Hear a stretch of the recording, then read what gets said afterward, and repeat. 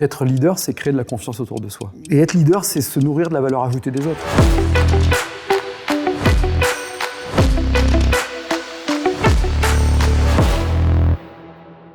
Bonjour à toutes et à tous, bienvenue dans Momentum, l'émission qui vous offre, à vous managers, DRH et dirigeants, un espace d'inspiration pour nourrir votre leadership, interroger vos pratiques et explorer les dynamiques humaines au cœur de l'action. Merci de nous suivre toujours plus nombreux, de regarder nos contenus depuis le lancement en mai dernier de l'émission, un vrai moteur pour continuer à vous proposer des rencontres riches et engagées.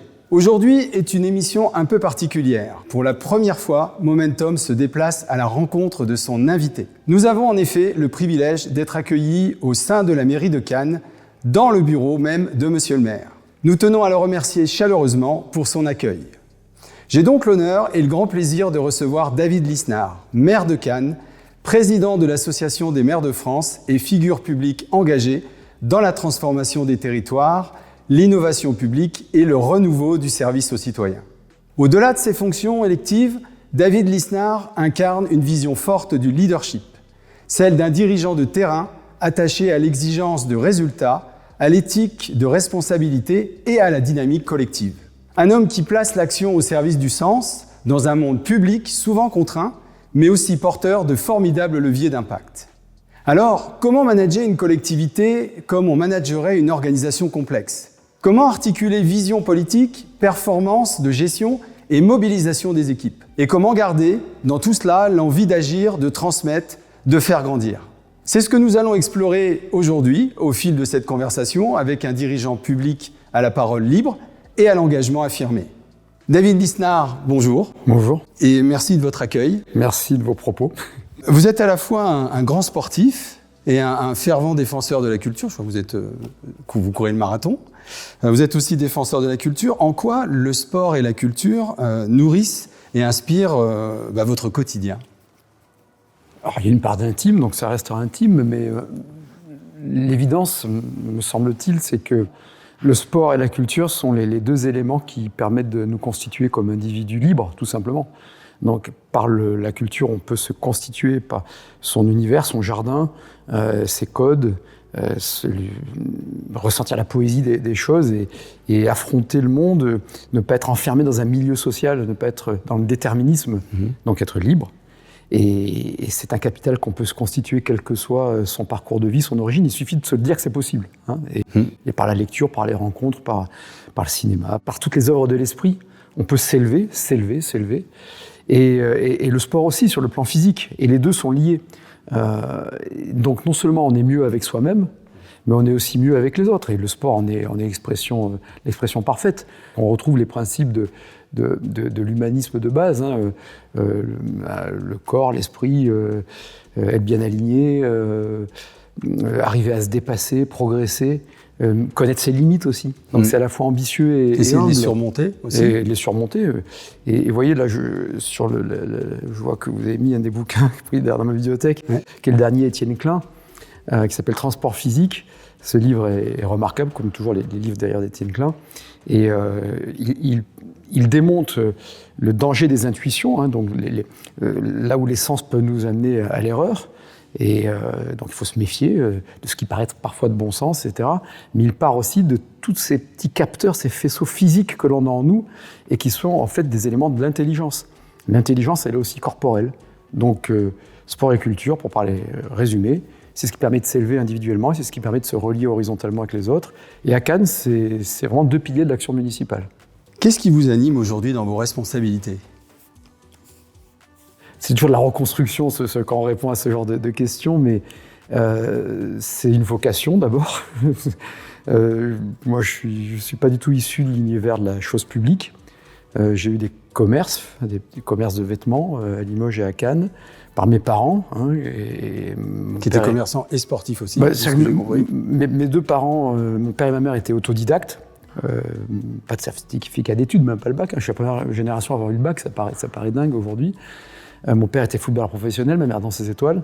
Et donc quand le corps ne répond plus aux exigences extrêmes, que sont la danse et le football, il faut faire autre chose. Et qu'on est autodidacte, donc ils ont monté presque, pas par hasard, mais un petit commerce, puis ils se sont débrouillés, ils sont des indépendants.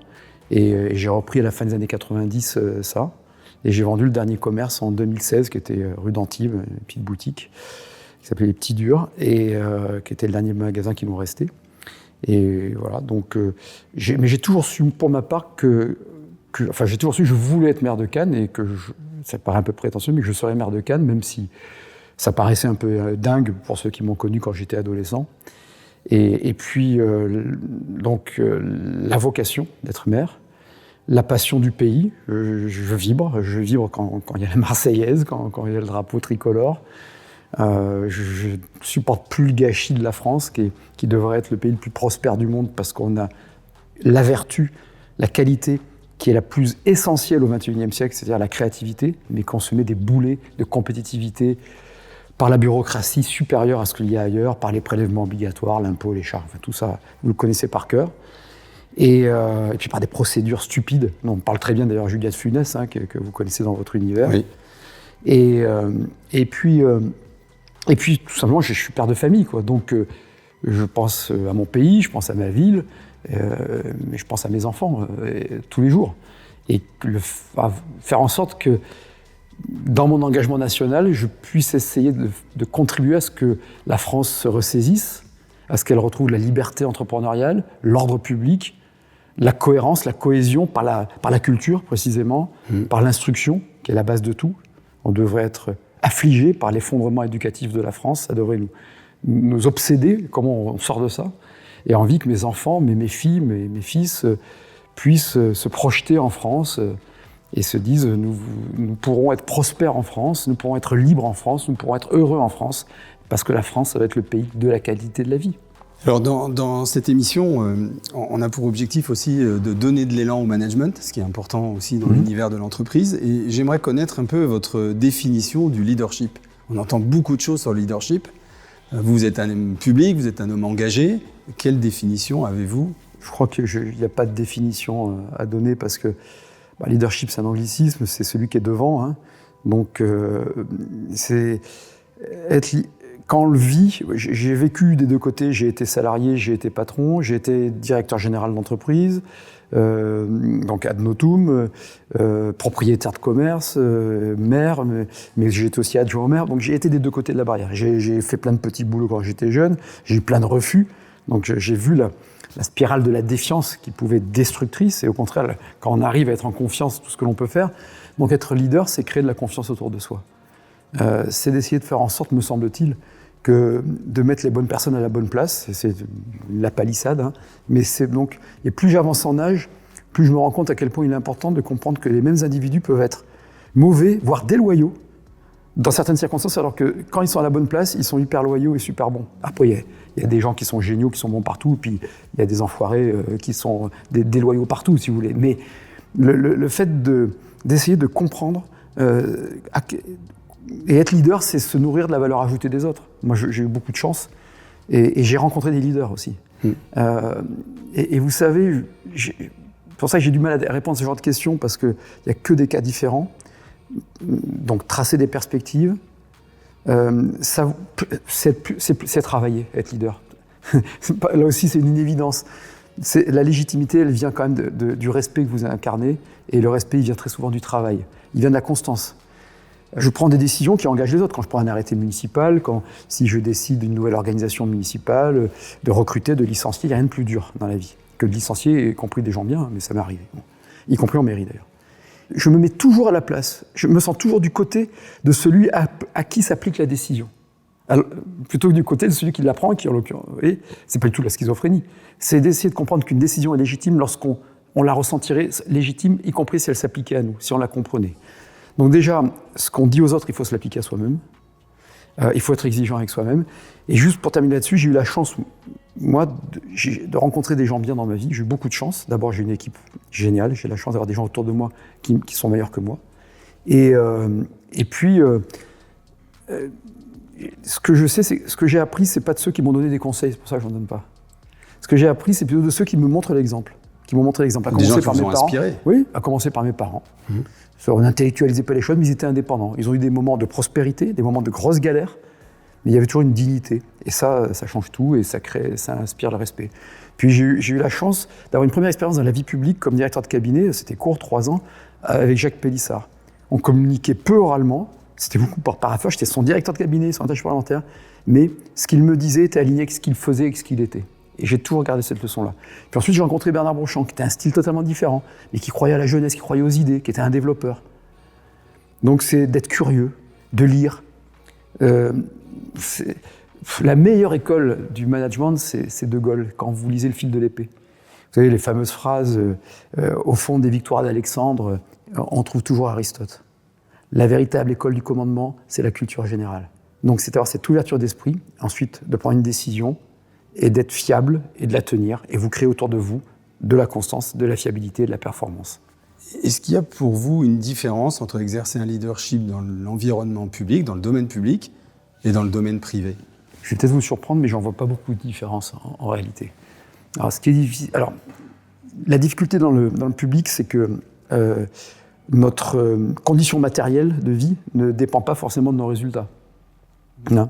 Donc il faut avoir une éthique intérieure, une densité intérieure très forte pour se remettre en cause tous les jours et comprendre qu'à la fin, on n'aura pas un bonus. Quoi. Vous voyez, dans ma commune, on a réduit la dette en 10 ans de 80 millions d'euros, c'était un travail énorme. On n'a pas augmenté un seul taux de fiscalité, on n'a pas de créé de fiscalité additionnelle, on vient même de baisser les impôts de 3,6%.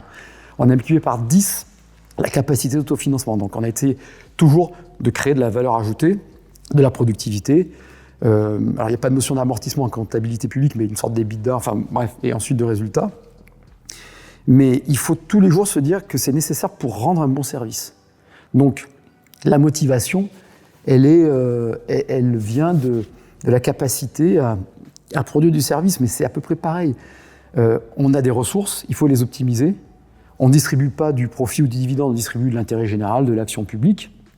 Mais enfin, il faut manager, il faut sanctionner, il faut récompenser. Et même le statut de la fonction publique, qui à mon avis devrait être supprimé, sauf pour le régalien, mais en réalité, ce n'est pas le vrai problème. Le vrai problème, c'est de trouver les bons managers intermédiaires, c'est très difficile. Qu'est-ce qui est difficile ? De trouver les personnes qui auront la capacité de comprendre les directives que vous donnez, d'être hyper rigoureuse pour faire appliquer les directives que vous donnez, mais aussi d'oser vous dire que vos directives, elles sont peut-être pas bonnes, et d'être proche des équipes de terrain. Il y a des fonctions intellectuelles ici, mais il y a des fonctions très manuelles, où il faut incarner quelque chose. Et donc d'être à la fois proche des équipes, des gars, sans être non plus un copain. Et c'est vrai d'ailleurs pour le maire, mais c'est vrai aussi pour tout le management intermédiaire.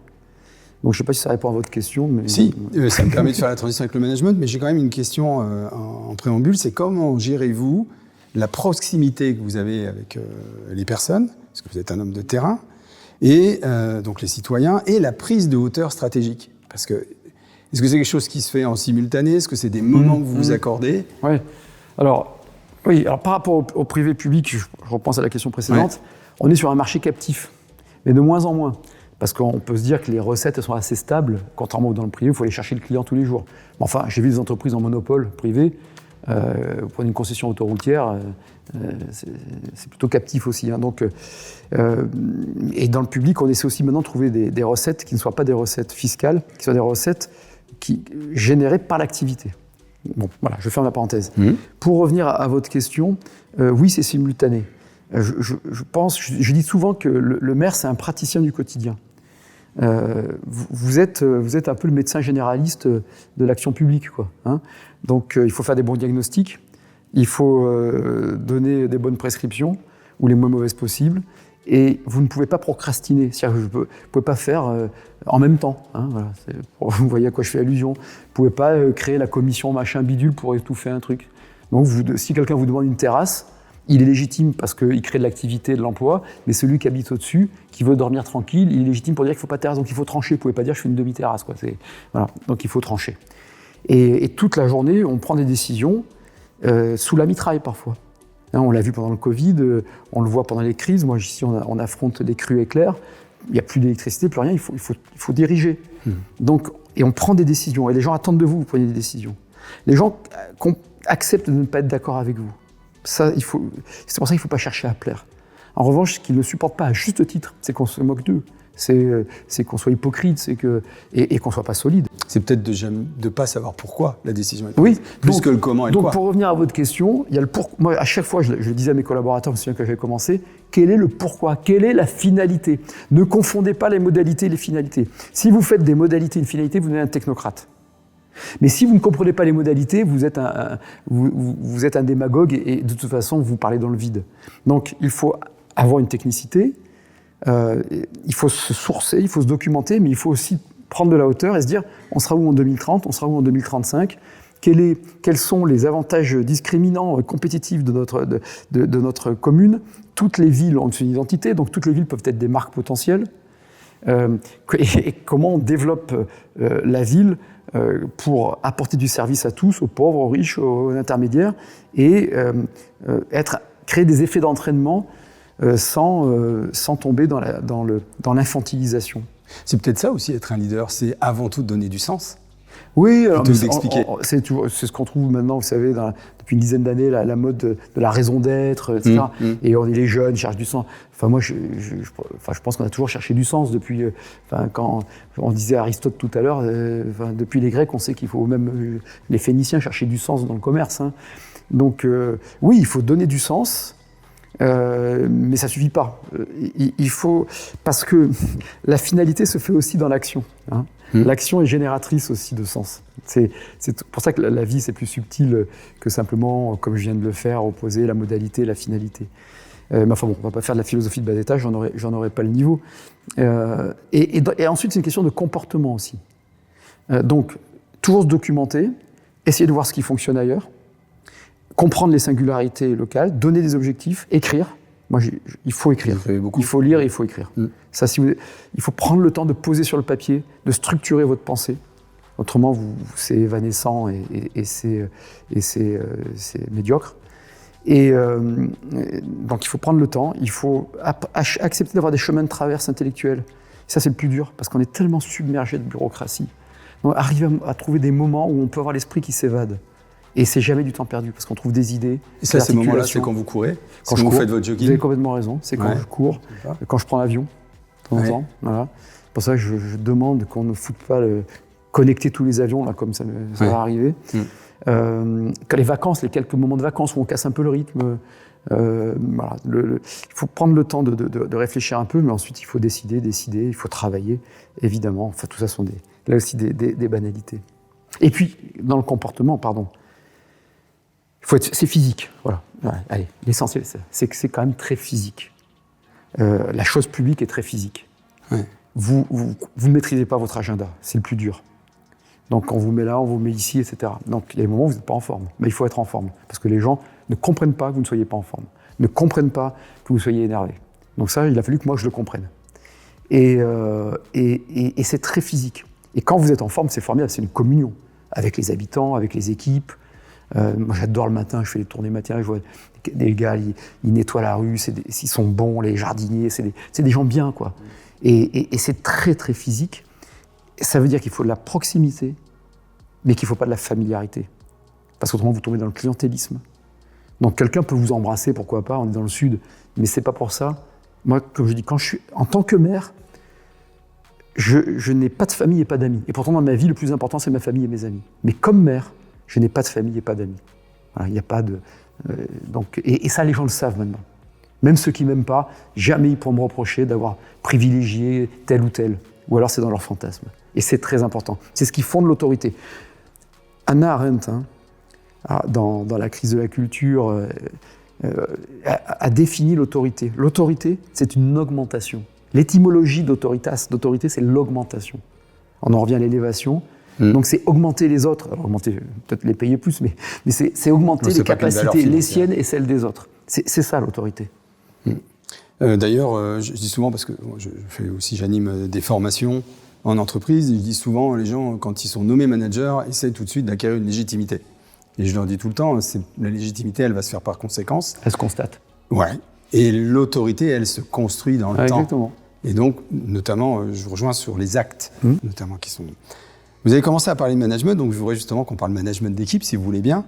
Et on oublie parfois, ça c'est aussi une vision que je partage avec vous, que les mairies sont aussi des organisations complexes avec des centaines d'agents. Je ne sais pas combien il y a d'agents je vais vous le dire. sur la mairie. Je veux bien que vous me le disiez. Il y en a 2120 en équivalent temps plein. À la mairie de Cannes, il y en avait 3000 il y a quelques années. Donc on a beaucoup réduit les effectifs ces dernières années. Et je ne parle pas des effectifs qui ont été transférés à l'intercommunalité. Je parle vraiment d'une réduction à périmètre équivalent. Et ça a été tout le travail que j'ai fait avec mon équipe. Ça a été d'avoir des gens mieux payés. On a réinternalisé des prestations, alors que c'était contre-intuitif chez moi. Ah oui. Il y a des choses qu'on a externalisées, qu'on a privatisées, mais d'autres qu'on a réinternalisées. Donc c'est que du pragmatisme à chaque fois. Coût-avantage, coût-avantage, coût-avantage. Et puis essayer d'anticiper les effets de durée aussi. Il faut faire attention. Parfois, il faut casser des situations acquises. Et donc de faire des gains de productivité, le rendement individuel, la productivité collective, trouver des critères d'évaluation, utiliser l'intelligence artificielle, utiliser la robotique et pour faire le back-office le plus automatisé possible et remettre des agents en contact du terrain. Je le dis à chaque fois parce que j'en suis très fier. On a réduit considérablement la masse salariale, on a des gens mieux payés. Pour l'instant, je n'ai pas un jour de grève, je touche pas de bois, mais j'en touche quand même. Et ça se passe bien, bon dialogue social, parce que les gens sont correctement payés, on a amélioré les conditions de travail. Ce sont les agents qui me font le CAPEX maintenant. C'est eux qui me disent on peut réduire les dépenses de fonctionnement si on a tel et tel outil, tel logiciel, telle machine pour nettoyer, ça peut nous améliorer notre productivité. Et c'est comme ça qu'on obtient des résultats. C'est ce qui est le plus passionnant. Moi, 98% de mon temps, c'est ce qui ne se voit pas. C'est du management, c'est de l'organisation. Comment vous répartissez le management individuel et le management collectif? Parce qu'il y a des temps individuels, il y a des temps collectifs. Comment vous le répartissez? Est-ce qu'il y a un schéma au sein de la mairie? Alors, il y a un schéma, mais c'est la directrice générale qui l'a. Ouais. C'est son ressort. Et il y a quelque chose que j'ai appris avec l'expérience, c'est à ne... au départ, je me mêlais de tout. Voilà. Donc j'essaie de savoir le maximum de choses. Parfois, je m'en mêle, encore aujourd'hui, c'est cyclique. Mais j'essaie justement de conforter le rôle des directeurs ou des chefs de service. Et ensuite, s'ils ne sont pas bons, il faut en changer ou leur demander d'aller travailler ailleurs ou voire les radier de la fonction publique, puisqu'on en a radié quelques-uns ici. Et d'ailleurs, ça me renvoie aussi à une chose, c'est que vous croyez fort, et c'est une conviction forte en la responsabilité individuelle, et au principe de subsidiarité. Donc je suppose que, au-delà du côté politique, c'est aussi dans votre ADN, dans la façon dont vous managez les gens, c'est-à-dire d'amener de l'autonomie, de déléguer aussi des choses, et pour que les personnes progressent. Vous parliez tout à l'heure de s'élever. Est-ce que ça, c'est aussi une évidence pour vous, que vous arrivez à mettre en pratique? Ça n'a pas été une évidence. Au départ, quand j'ai été élu maire, j'ai recentralisé la décision, beaucoup. Mais parce qu'il fallait aussi... C'était une période pour ça, peut-être? Oui, il fallait une période pour ça, mais il faut en sortir après. Et c'est le plus difficile parce que, en fait, la confiance génère beaucoup plus de résultats que le contrôle. Alors, il faut des contrôles. La confiance, c'est pas le contrôle. Vous connaissez ça aussi. Lénine. Ça peut paraître. Enfin, on prête à Lénine. Ouais. Non, mais bien sûr qu'il faut contrôler. Mais ce que je veux dire, c'est qu'il ne faut pas tout encadrer dans la procédure. Il faut donner des objectifs. Le plus important, c'est de donner des objectifs et les évaluer et de créer des espaces de liberté. Et en fait, il faut comprendre, il faut accepter le risque, parfois d'être planté, parfois de l'échec. Et donc moi, d'ailleurs, je me méfie beaucoup des chefs de service ou des services où il n'y a pas d'échec. J'en méfie beaucoup. En revanche, si c'est toujours le même échec, là, c'est qu'il y a un problème. Si on fait toujours la même erreur... Exactement. Ça, c'est, voilà, à partir de deux fois la même erreur, ça, c'est plus possible. C'est même limite la faute. Quoi. Et là, ça devient une faute. Ce que je vais dire, ça m'exaspère d'ailleurs profondément. Mais il faut faire attention parce qu'on a mis en place tellement de process de reporting. Il faut casser le reporting. Voilà. C'est peut-être choquant ce que je vous dis. Mais non. J'ai connu, moi, des agents, mais j'ai connu ça dans le privé aussi, qui passaient plus de temps à raconter ce qu'ils devaient faire qu'à faire ce qu'ils devaient faire. Voilà. Et donc, j'avais des gens qui faisaient des reportings extraordinaires. Mais quand vous grattiez, vous vous rendez compte qu'ils ne foutaient rien et que les choses n'étaient pas faites. Peut-être aussi par perte de sens. C'est-à-dire qu'ils le font parce qu'on leur a demandé le reporting aussi. Oui, mais bien sûr, parce qu'il y a une obsession du reporting, des tableaux de bord. Mais écoutez, tous les jours, on reçoit une circulaire de l'État qui nous demande de faire remonter et on délibère sur des rapports débiles que personne ne lit et on passe notre temps. Alors, l'IA va faire ça. Mais le problème de l'IA, c'est qu'elle va finalement optimiser l'absurdité bureaucratique. Donc l'IA est formidable, mais il ne faut pas non plus que ça devienne le paravent et finalement que ça rende acceptable ce qui est absurde dans l'excès de reporting, de procédures obligatoires, parfois contradictoires d'ailleurs. Est-ce qu'on peut détailler un peu comment vous travaillez avec vos élus, votre cabinet, votre directeur général des services, que vous pouvez nous donner des éléments pour justement le comparer aussi un peu avec ce qu'on peut vivre dans l'entreprise ou ce qu'on peut voir dans l'entreprise? Si vous voulez, il n'y a pas de recette, hein, chacun. Et je sais que si je continue cette expérience, c'est-à-dire que si je souhaite la continuer et si les gens veulent que je la continue, hein, ça s'appelle les élections, il y aura des changements organisationnels, je les ai déjà dans ma tête, mais si vous voulez, j'ai des rituels. Donc, par exemple, je commence toujours ma journée en lisant le rapport d'activité nocturne de la police municipale, parce que c'est toujours très révélateur de beaucoup de choses. Dans le reporting qu'on évoquait, j'ai des tableaux de bord très précieux, par exemple hebdomadaires ça c'est les vendredis, sur le tonnage de déchets, les indicateurs. Alors c'est automatique, donc ça va très vite. Les circulations, la circulation routière, les parkings. J'ai un tableau de bord quotidien du remplissage des parkings, des résultats des parkings, parce qu'on les a repris en régie. On fait beaucoup de résultats. C'est mieux géré que la société privée qui était avant, puisqu'on a beaucoup plus investi. On a des meilleurs résultats et les parkings sont beaucoup mieux tenus. Alors, il y avait un problème. Enfin, bon, je ferme la parenthèse. Mais autrement, le lundi, je rencontre d'abord, donc j'ai une réunion avec le directeur de cabinet ville et agglomération, la directrice générale de la ville, le directeur général de l'agglomération, et c'est leur ordre du jour. Là, je me refuse d'avoir un ordre du jour, c'est leur ordre du jour. Et il est formaté, ils ont du mal à tenir dans le temps que je leur donne, ils se bouffent un peu la rate en tout temps. Ils ont combien de temps? 1 heure. Ça va? Ouais, moi je trouve que ça va beaucoup, mais ça tient jamais. Alors c'est marrant parce que donc j'aurais dit, vous tournez comme ça, celui qui est trop long, il se fait engueuler par les autres, etc. Et ça marche bien. Et ensuite, j'enchaîne avec une réunion de direction, avec une sorte de comité directeur qui comprend le cabinet et le directeur général des services techniques, la directrice générale des services, enfin ceux que j'ai cités tout à l'heure, directrice de la politique des quartiers, le directeur de la police municipale, et ça, c'est mon ordre du jour. Voilà. Donc ensuite, j'ai des réunions qui ont lieu en principe lundi après-midi, c'est de suivi du mandat avec, par projet. Il y a un élu chef de projet et un chef de projet mairie sur les fonctions publiques. Et donc avec une présentation que j'ai voulu codifier pour pouvoir comparer. Et donc on reprend le projet de mandat que j'avais écrit avant d'être élu. Et on évalue, et donc on en a 98% de taux de réalisation, enfin, etc.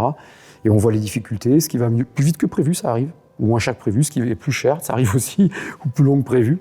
Mais c'est l'élu qui présente, et j'ai une personne qui est un petit peu hors direction générale, qui est en charge de coordonner tout ça et de les relancer, pour qu'ils viennent me présenter. Et ensuite, le lundi soir, il y a un conseil d'adjoints, et puis une fois par mois, il y a un conseil municipal. En fait, ce que je comprends dans ce que vous dites, c'est ce qui se mesure s'anime, ce qui se mesure pas s'anime pas. Oui, alors. Donc vous avez quand même des critères, des indicateurs bien sûr. pour suivre. Qui sont peut-être des fois dans les reportings, mais. Je pourrais vous montrer. J'ai un tableau de bord. Alors j'ai une synthèse d'une page, mais autrement j'ai un tableau de bord d'une vingtaine de pages. Alors il y a quotidien, hebdo, qui est très léger, Sparking, etc. Mais hebdo est surtout mensuel, et ce sont plein de critères. L'évolution de masse salariale, des dépenses, de consommation électrique, enfin des charges générales. Enfin bref, il faut quand même piloter ces multicritères, quoi. Et tout est interactif, hein, donc il faut vite identifier les dérapages qui pourraient avoir lieu quelque part. Ouais. Je voudrais qu'on parle aussi de la place que vous accordez au doute. Oui, pardon. Non, mais ça va très bien. Écoutez, c'était ce que vous vouliez me dire. Ce n'est pas tout à fait ça. Bon. Mais ce que je voulais dire, c'est que le plus important aussi, c'est de poser des questions. Ouais. Voilà. Quand vous vous intéressez au travail, de temps en temps, je fais des visites de service. Et j'adore ça. Mais même quand je suis avec l'Association des maires de France, à chaque fois, je vais rencontrer les élus, mais j'essaie toujours de visiter une ou deux entreprises. Et quand vous cultivez votre curiosité, il ne faut pas avoir peur d'être un peu couillon, quoi, de poser des questions. Il ne faut pas avoir peur de ça. Parce que le fait que quand vous posez la question, vous permettez soit à votre directeur ou soit à l'agent d'exprimer ce qu'il fait, et c'est souvent une valorisation. Donc c'est très bon pour les deux, quoi. Pour lui comme pour moi, pour elle comme pour moi. Justement, c'est la question que j'allais vous poser, et si vous pouvez me répondre rapidement, parce que je voudrais pouvoir vous poser aussi des points sur les idées reçues, mais quelle place vous accordez au doute dans votre posture de décideur, puisqu'on a compris aussi que vous preniez des décisions, pas toujours faciles, mais vous les prenez. J'essaie vraiment de mesurer, quand j'ai le temps, hein. Il y a des décisions que je prends très vite, parce que vous prenez plein de décisions tout le temps. Il y a des décisions où je fais mûrir. Ouais. Donc je confronte les points de vue, j'essaie de cultiver la raison critique. Donc le doute, il faut le cultiver, le doute. Mais c'est vrai d'ailleurs comme décideur, comme manager, mettez le terme que vous voulez, mais c'est vrai comme citoyen, c'est vrai comme individu. Il ne faut pas confondre le doute et la suspicion. La suspicion, c'est horrible. La suspicion génère la contre-performance, génère la déviance. Et alors que le doute stimule la performance. Voilà, donc il faut s'accorder ces moments voilà, aussi pour mais se une fois qu'on a questionner. pris la décision, il ne faut surtout pas montrer son doute, même si on en a encore. Me semble-t-il, alors il faut, qui suis-je pour dire il faut, mais c'est une conviction. Non, la décision, une fois qu'on l'a prise, il faut l'affirmer et la tenir. Alors j'ai 2 ou 3 idées reçues, j'aimerais vous soumettre, qu'on entend par-ci, par-là. Et j'aimerais bien avoir votre avis sur ça. La première, c'est dans le public, on ne peut pas manager comme dans le privé. C'est vrai et c'est faux. On peut plus facilement se laisser glisser parce qu'il y a un marché captif qui s'appelle le contribuable et parce qu'il y a un statut, en tout cas pour les fonctionnaires. Mais en réalité, l'immense majorité, c'est des gens bien. Moi, fonctionnaire ou pas fonctionnaire, c'est presque secondaire. On a moins d'outils pour récompenser et moins d'outils pour sanctionner, mais on a quand même des façons de récompenser et de sanctionner. Enfin, objectivement, quand je vois ce qu'on arrive à faire ici ou à l'Interco, parce que je vois plein de maires dans des communes, dans des villages qu'ils arrivent à faire parfois avec un demi-poste et d'autres avec 10 postes, 15 postes. Ici, c'est différent, la complexité, je vous dis plus de 2000 salariés. Bon. Quand vous mettez du sens, quand vous mettez des objectifs, que vous les quantifiez, que vous les datez. Vous les mesurez ? Quand vous les mesurez, quand vous les réévaluez, quand vous récompensez, quand vous sanctionnez. Alors, il faut sanctionner chaque semaine. Ben, tiens, c'est un des rituels, je valide les sanctions. Voilà. Qui peuvent aller jusqu'à la révocation. Hein. En fait, vous devez optimiser sous contrainte, quoi. Privé, public, c'est toujours ça. Et puis, vous savez, il y a beaucoup de bureaucratie. On est nous-mêmes porteurs de bureaucratie parce qu'on nous l'impose. Je vois le droit de l'urbanisme est complètement abscon. Et on est nous-mêmes dépositaires de ce droit qu'on n'a pas choisi. Le millefeuille, on le subit. Hein. Mais regardez la bureaucratie dans le privé. Enfin, regardez dans la banque. Moi, je parle toujours avec mes potes banquiers, mais alors moi, je suis considéré comme personne à risque ou je sais pas quoi, parce que je suis élu, j'ai découvert ça. Pour faire un emprunt de quelques milliers d'euros, vous remplissez des tonnes de pages que personne ne lit, trucs débiles, parce que ça vient de BAL 2, BAL 3. Il y a des choses qui sont des normes imposées aux banques, mais aussi parfois les professions qui s'auto-fouettent, hein, qui s'auto-flagellent. Hein. J'en ai une deuxième. Les jeunes générations ne veulent plus être dirigées, elles veulent être consultées. Il faut demander à des gens qui connaissent. Moi, les jeunes générations, les Français. Il y a un rapport au travail aussi. Mais ça dépend qui est en train des d'évoluer. individus. Ouais, mais ça aussi, c'est des clichés. Je suis un vieux monsieur maintenant. J'ai tellement connu toutes les modes de management. 56 ans, c'est pas vieux. Moi, j'ai connu une époque où on disait qu'il fallait faire sauter les gens en élastique, on leur faisait marcher sur des braises, quoi. Et c'était le nec le plus ultra du management, alors que je trouvais ça débile et puis j'avais raison. Bon. Donc, il n'y a pas tout d'un coup une génération qui naît avec le sens de l'éthique ou le sens de la flemme. L'individu est plutôt intelligent globalement. Alors il y a des abrutis, hein, je le disais tout à l'heure, mais c'est assez minoritaire. Et donc si toute la journée vous dites à un jeune t'as fait telle école, tu dois gagner tant, il ne va pas comprendre s'il ne gagne pas tant, c'est sûr. Si toute la journée vous lui dites tu as droit à ça, il va dire pourquoi j'ai pas ça.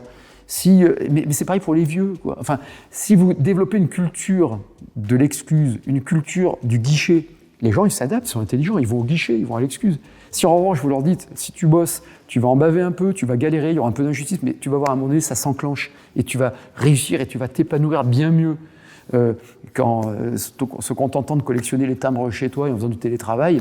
vous verrez, moi je suis père de famille, et je vois, j'ai mes gosses, ils bossent, quoi, depuis qu'ils ont 16 ans, ils ont payé leurs études, donc, et j'en vois plein. Et je vous amène au centre de formation d'apprentis, vous verrez des jeunes qui sont super travailleurs, et bien sûr qu'on veut du sens, on veut du temps libre, mais il me semble que nos parents et nos grands-parents sont aussi battus pour du sens et du temps libre, quoi. Enfin, me semble-t-il, quoi. Si vous aviez, ça sera en guise de conclusion.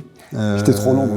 Si vous deviez transmettre une conviction ou un conseil, même si je sais que vous êtes très prudent par rapport à ça, voilà, vous voulez pas, mais je vous pose quand même la question. Une conviction à donner aux managers là, qui arrivent dans l'entreprise, sachant que l'une des raisons d'être aussi de cette émission, c'est que peu de gens veulent manager aujourd'hui. Enfin, c'est le constat que je fais, moi, en 12 années d'accompagnement. Ça devient de plus en plus difficile d'avoir des personnes qui acceptent de prendre des responsabilités et de manager des personnes. Quel est le conseil principal que vous auriez envie de leur donner, par conviction ? D'abord, de ne jamais écouter les conseils, premièrement, et de plutôt regarder les exemples. Ça, c'est la première chose. Deuxième élément, manager, c'est magnifique, parce que c'est la matière humaine. Je partage. C'est vraiment magnifique. Alors parfois, c'est très ingrat, c'est très difficile, mais moi, mes plus grandes satisfactions, c'est toujours dans les rencontres. Et je pense qu'avec l'âge, on apprend à savourer, à comprendre ça. Ça peut être la rencontre avec un habitant, des gens qui cassent les clichés. C'est-à-dire qu'au début, vous arrivez, vous n'êtes pas en forme, vous dites, voilà, qu'est-ce que lui m'a emmerdé, puis vous vous rendez compte que la personne a un parcours extraordinaire. Et dans le management, avoir donné la bonne directive, avoir donné le bon objectif, avoir su adapter l'organisation. Il faut une trame organisationnelle, un organigramme. Mais allez, à un moment donné, on casse ça et on se dit, on va changer l'organigramme parce que telle personne, elle a tellement de talent. Mais l'exemple type, c'est le football. C'est ce qu'il y a de plus difficile, hein, faire une équipe. Et il faut les deux. Donc si vous avez 11 talents individuels, mais sans aucune organisation, aucune discipline, ça ne marche jamais. On l'a vu avec plein d'équipes faites de stars où ça ne fonctionnait pas. Mais si vous avez une super discipline, un super schéma, mais 11 bourricots sur le terrain, ça ne marche pas non plus. Enfin, vous stagnez. Donc, il faut les deux. Et il vaut mieux des talents. Et il vaut mieux gérer des talents, en fait.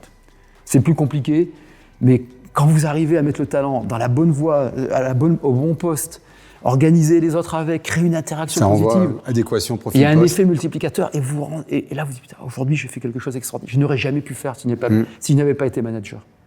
C'est génial. Enfin, c'est une sensation extraordinaire. En entreprise ou en collectivité, c'est franchement une belle sensation de vie et ça donne du sens à la vie. Après, vous savez, s'ils ne veulent pas manager, c'est aussi parce qu'on est tombé dans un délire, quoi, de surréglementation, de surprotection. Il faut réhabiliter le risque.